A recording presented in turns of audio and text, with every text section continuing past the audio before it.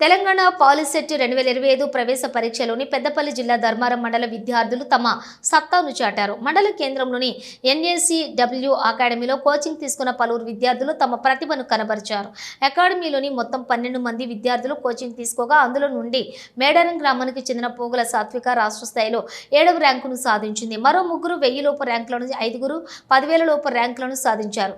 రాష్ట్ర స్థాయిలో ర్యాంకులు సాధించిన విద్యార్థులను NACW అకాడమీ నిర్వాహకులు కొప్పుల వెంకటేశ్వర్లు శాలువతో సత్కరించి అభినందించారు.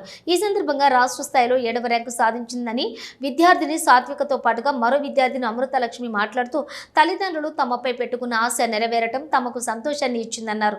పట్టణంలో కంటే ధీటుగా తమకు మంచి కోచింగ్ ఇచ్చిన అకాడమిక్ నిర్వాహకులు కొప్పుల వెంకటేశ్వర్లను కృతజ్ఞతలు తెలిపారు. విద్యార్థులు కష్టపడి చదివితే అన్ని సాధించవచ్చునన్నారు. తల్లిదండ్రుల ఆశలను అనుగుణంగా ప్రతి ఒక్క విద్యార్థి కూడా చదువులో రాణించేలా కృషి చేయాలని కోరారు. నేను రోజు NACW అకాడమీలో శ్రద్ధగా చదువుకోవడం వలన 7th ర్యాంక్ వచ్చింది. స్టేట్ 7th ర్యాంక్ వచ్చింది పాలిసెట్ ఎంట్రన్స్ ఎగ్జామ్లో.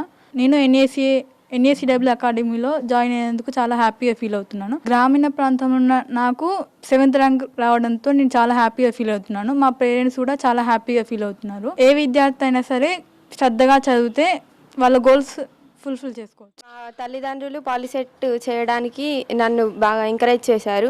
అలాగే NACW అకాడమీలో జాయిన్ చేశారు. మేము రోజు 10 నుంచి ఈవినింగ్ 4-4:30 వరకు చదువుకునే వాళ్ళం. ఇక్కడ 1 మంత్ కోచింగ్ తీసుకున్నాం.